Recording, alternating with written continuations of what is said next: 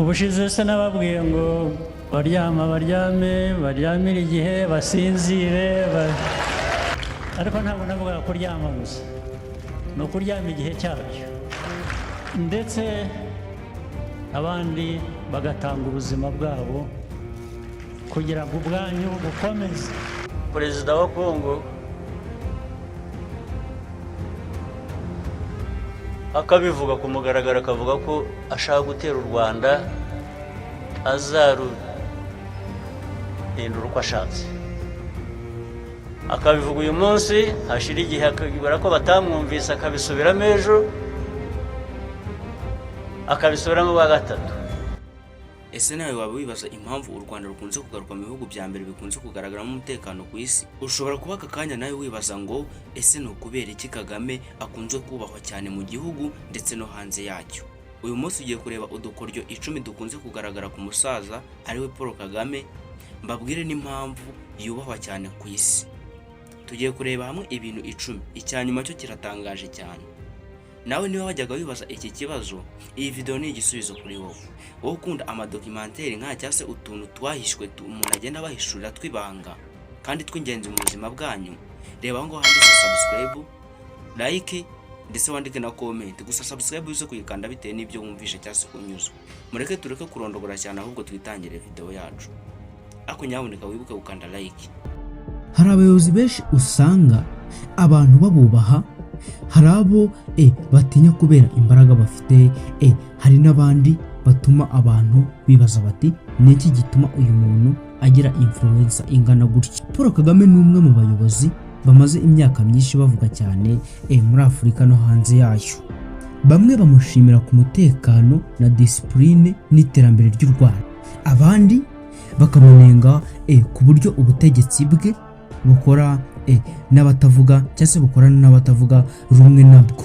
Ariko uyu munsi ntabwo turi buze kuvuga ngo Kagame atinwa n'abantu bose, oya. Tugiye kureba ibintu 10 byubatse isura ye nk'umuyobozi ukomeye kandi utajegajega. Kandi nimugera kuri nomero ya mbere muzumva impamvu ya repetition itaje mu ijoro rimwe. Reka dutangire kuri nomero ya 10. Ku mwanya wa 10 turasanga icyitwa discipline. Kimwe mu bintu bigaragara cyane uburyo Kagame avuga ku buyobozi na discipline mu ijambo yagejeje ku barangije amasomo ya Senior Commando and Staff Course muri Kamena 2026. Yashimangiye ko ubuyobozi busaba courage, judgment na propose, ndetse avuga ko discipline na professionalism ari bimwe mu byubatse RDF uko iri uyu munsi. Ibi biduha kuri imwe ikomeye: Kagame ntabwo akunda kuvuga ubuyobozi nk'ububasha gusa, abuhuza n'inshingano n'imyitwarire. Kandi iyo discipline ishizwe mu nzego nyinshi z'igihugu ishobora gutuma ubuyobozi busa n'ubukomeye cyane. Ariko discipline rimwe na rimwe usanga ikunze kugira uruhare cyase impare ebyiri. Kubayishigikiye ni uburyo bwo kubaka igihugu gikora neza, kubayinenga bo bashobora kubona ko gukomera ku murongo bishobora kugabanya umwanya wo kutavuga rumwe. Kandi aho niho iyi nkuru itangira gushimisha. Ku mwanya wa 9 turasanga background ya gisirikare. Mbere kuba Perezida Kagame yari afite amateka mu gisirikare, guhera mu 1990 yari umuyobozi w'ingabo za RPF, kandi RPF niyo yahagaritse jenoside yakorewe abatutsi mu 1994. Ibi ni ingenzi kuko background ya gisirikare ishobora kugira uruhare mu buryo umuyobozi afata ibyemezo. Mu gisirikare ibintu nka discipline, commander, strategy, responsibility biba ingenzi cyane, kandi imyaka yamaze muri iyo system yagize uruhare mu kubaka isura y'umuntu uzwiho gufata ibintu mu buryo bukomeye. Ku mwanya wa 8 turasanga gukunda gusobanura ubuyobozi nk'inshingano. Ikindi kintu gishimishije ni uburyo Kagame avuga ku nshingano z'umuyobozi. Mu ijambo ryo gutangiza abayobozi bashya ba leta muri Kamena 2026 yashimangiye ko abayobozi bagombaga gushyira inyungu z'igihugu imbere y'inyungu zabo bwite. Ni ukuvuga ko mu mvugo ye umuyobozi atari umuntu uza mbere ngo ahabwe byose, ahubwo serivisi first.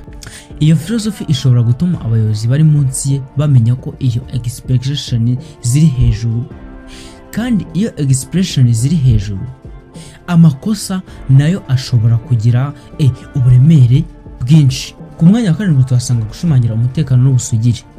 Ikindi kintu cy'ingenzi ni umutekano w'igihugu.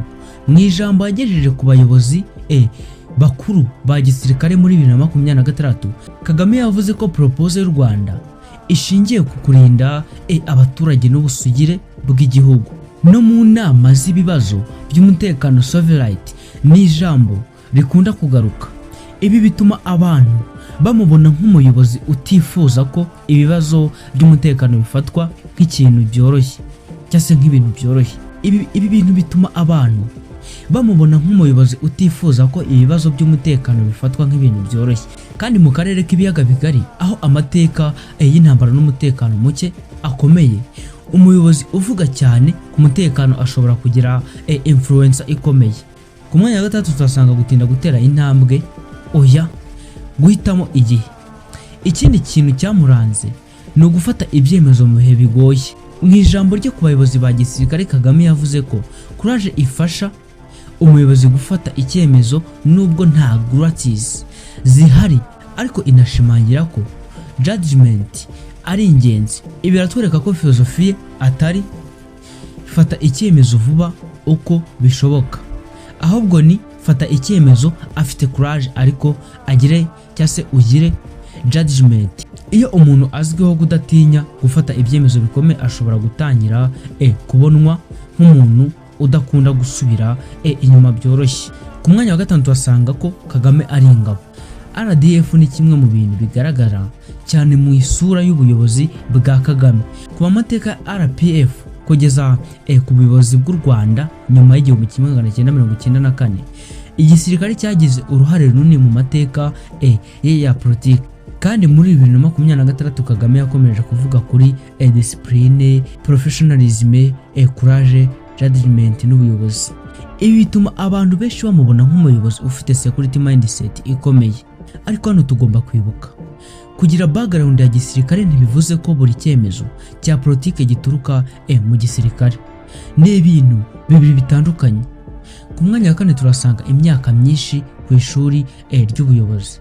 Kagame ntabwo ari umuyobozi umaze imyaka mike ku butegetsi. RPF yayoboye igihugu nyuma yo guhagarika jenoside yakorewe abatutsi mu 1994.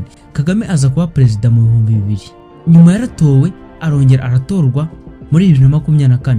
Yatowe manda ya kane ku majwi 99.2%, nk'uko official research zavuzwe na Freedom House zibigaragara. Iyi myaka myinshi itanga ikintu kimwe gikomeye, experience mu kazi. Iyo umuyobozi amaze imyaka myinshi, umuyobozi aba yarahuye n'ibibazo byinshi: intambara, diplomacy, ubukungu, umutekano na politiki n'ibibazo byo mu karere. Iyo experience ni kimwe mu bintu bituma abantu bamwe bamubona nk'umuntu uzi neza system ayoboye. Ku mwanya wa gatatu turasanga influencer mu karere no hanze y'u Rwanda. Kagame ntabwo ibikorwa bye bigarukira mu Rwanda gusa. Yigeze kuyobora Africa Union, aba chairman wa Africa Community, ndetse anaba Commonwealth Chair in Officer. Ngira ngo abari kubyumva murabyumva. Ibi byatumye urubuga rwo gukorana n'abandi bayobozi ku rwego rwa Afurika no ku rwego mpuzamahanga. Iyo umuyobozi afite relation n'imiryango mpuzamahanga n'abayobozi benshi, influencer ye iba irenze imbibi z'igihugu cye. Kandi ni kimwe mu bintu bituma izina Kagame rimenyekana hanze y'u Rwanda cyane. Kandi ku mwanya wa kabiri turasanga isura y'u Rwanda y'umutekano n'iterambere. Abashyigikira Kagame bakunze kuvuga ku bintu bibiri: umutekano n'iterambere. N'urubuga rwe rwa official biography ruvuga ko ubuyobozi bwe bwibanze ku mahoro n'ubwiyunge, empowerment y'abagore, investment, entrepreneurship ndetse n'ikoranabuhanga. Ibi byatumye uruhare mu kubaka isura y'u Rwanda nk'igihugu gifite discipline, gahunda, cleanliness, investment, technology. Ariko noneho documentary nyayo igomba kuvuga ukundi. Hari imiryango nka Freedom House inenga cyane uko ubutegetsi bwa Kagame bwitwara ku butavuga rumwe nabwo, ikavuga ko political rights na civil liberties bigifite ibibazo bikomeye. Niyo mpamvu umuntu umwe ashobora kuvuga Kagame yazanye stability, ariko undi akavuga ariko opposition ifite ikibazo, kandi bombi bavuga ku bice bitandukanye by'inkuru. Ku mwanya mbere turasanga isura y'umuyobozi utajegajega, ntabwo ari glasses, ntabwo ari uniform, ntabwo ari ijwi, ntabwo ari imyaka, ni image y'umuyobozi itajegajega. Mu myaka myinshi Kagame yubatse isura y'umuntu uvuga ku bibazo by'igihugu mu buryo butaziguye, cyane cyane ku mutekano, sovereignty, discipline n'inshingano z'abayobozi. Mu ijambo ryo muri 2026 yavuze ko courage ari ubushobozi bwo gufata icyemezo nubwo umuntu udafite cyangwa adafite gladness, naho judgment ikaba ikenewe kugira ngo ibyemezo bigire ireme. Iyo abantu babona umuyobozi nk'umuntu udakunda gusubira inyuma, udatinya kuvuga ku bibazo bikomeye, ufite system ikomeye imushyigikiye kandi amaze imyaka myinshi ku butegetsi, bituma avuka cya kibazo twabajije mu ntangiriro, kuki bamutinya. Ariko igisubizo ntago ari kimwe kuri buri muntu. Kuri bamwe ni fear of protocol, kuri bamwe nanone ni admiration, kuri bamwe nanone ni stoicism of how power is exercised. Kandi kuri iyo documentaire tugomba kureba umurebye umwe akora umwanzuro, none se nyuma yo kureba izi mpamvu 10 wowe ubona ari iki? Ese Kagame ni umuyobozi ukomeye kubera discipline n'ubunararibonye, cyangwa ubutegetsi bumaze igihe kirekire nibwo bwatumye yubaka iyo image, cyangwa se ubona ko hari ibindi bintu tutavuze? Andika igitekerezo cyawe aho hasi muri commentaire.